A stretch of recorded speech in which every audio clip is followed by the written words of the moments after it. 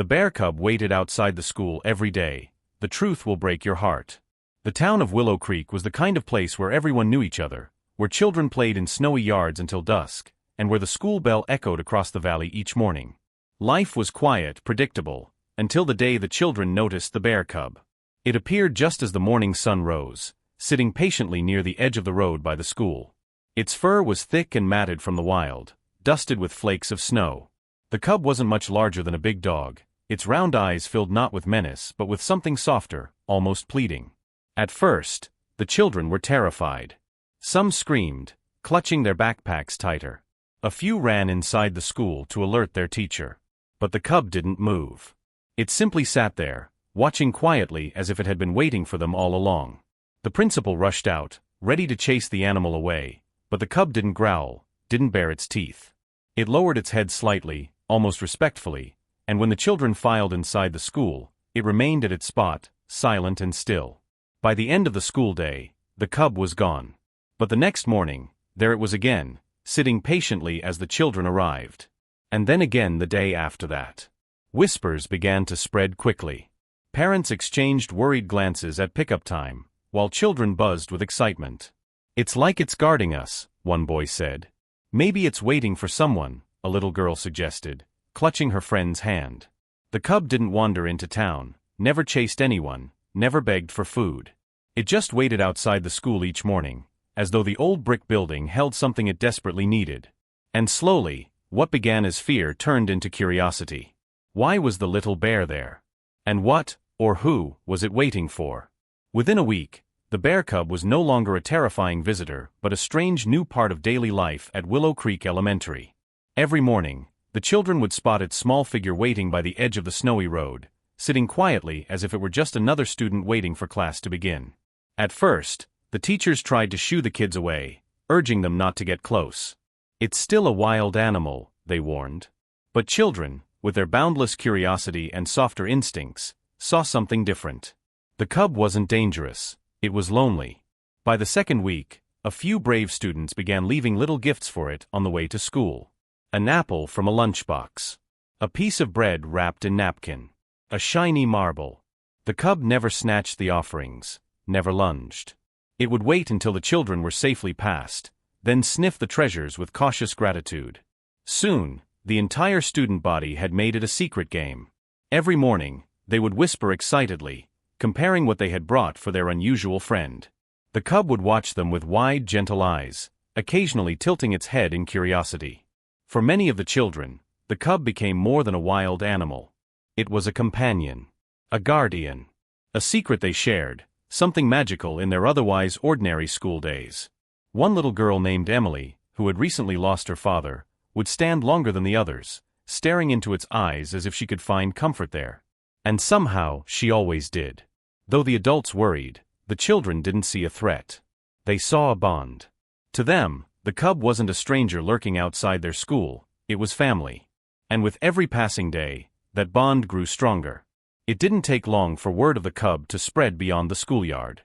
In a small town like Willow Creek, news traveled fast, carried in hushed tones through the diner, the post office, and the church pews. Some adults dismissed the sightings as exaggerations. A bear cub hanging around a school? Impossible, they scoffed.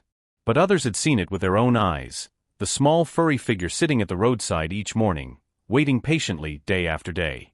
And soon, arguments began. Parents worried about safety. "Where there's a cub, there's a mother," one man warned grimly at the town meeting. "And if she shows up near our children, it'll be trouble." But the children defended their quiet visitor with fierce loyalty. "It doesn't hurt anyone," Emily insisted when her mother scolded her for leaving bread in her backpack. "It just waits. It just looks at us." The sheriff called for caution, urging people not to approach the animal. Yet even he admitted it was strange. Bears were wanderers. They didn't linger in one place, especially not near noisy groups of children. Something about this cub was different. The whispers deepened when the old librarian, Mrs. Callahan, brought up a local legend. "Years ago," she said in a trembling voice, "a hunter was said to have saved a cub from a trap near this very valley. Folks believed that bears never forget kindness. Some say they pass it down through generations." The children's eyes grew wide at her words, their imaginations igniting. Could their cub be connected to that story? Could it be searching for something, or someone?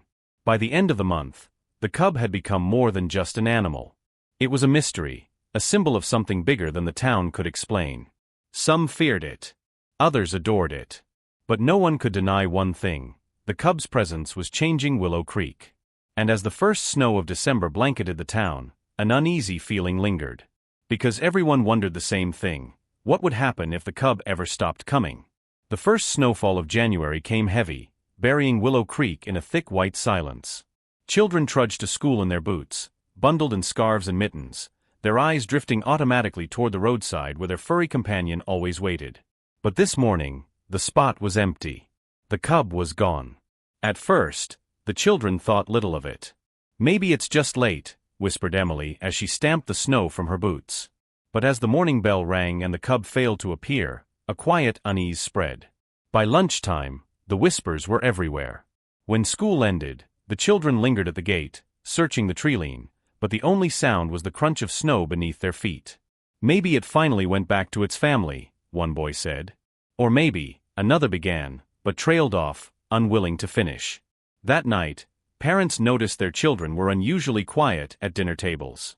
No excited chatter about their secret friend, no whispers about what treats to bring the next day. Instead, there was only a heavy silence, and eyes that often drifted toward frosted windows. By the second morning without the cub, rumors spread through town like wildfire. Some claimed hunters had taken it. Others said a wolf pack must have attacked. A few even insisted that the cub had grown tired of waiting, whatever it had been waiting for. But the children refused to believe it. "It wouldn't just leave," Emily told her teacher, her voice breaking. "It was waiting for something, or someone." The absence of the little bear created a hollow feeling in Willow Creek. For weeks, it had been a source of wonder and comfort, a gentle guardian. Now without it, the mornings felt emptier, colder. And as the third day dawned with no sign of the cub, a decision began to form in the children's hearts. If the cub would not return to them, then they would have to go and find it. By the end of the week, the children could no longer bear the emptiness left by the cub's absence. Whispers in the classroom turned into plans, and soon a small group of them, led by Emily, decided they had to act. If the cub wasn't coming to them anymore, they would go find it.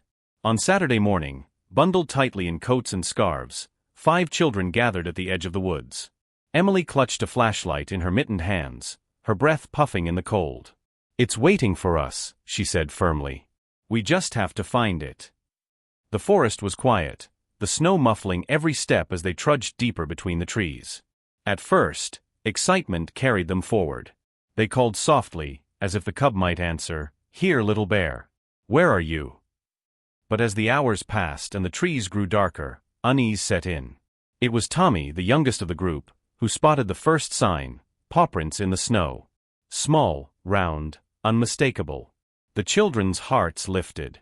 "It's close," Emily whispered. They followed the trail, weaving deeper into the wilderness. But the prints soon changed. They grew uneven, dragging, as if the cub had been stumbling. Alongside them appeared other tracks, sharp, clawed, belonging to a predator. Wolves. Fear prickled the children's skin. The forest, once magical, now felt threatening. The shadows between the pines seemed to watch them, and every rustle of branches made them jump. Still, Emily pressed forward. "If it's hurt, we can't leave it," she insisted, her voice trembling but resolute. Finally, in a hollow beneath a fallen tree, they found it. The cub lay curled in the snow, its fur dusted white, its breath shallow. One paw was bloodied, torn from some unseen struggle. Its eyes fluttered open weakly as the children approached, not with fear, but with recognition. "It waited for us," Emily whispered, tears stinging her eyes. "And now it needs us."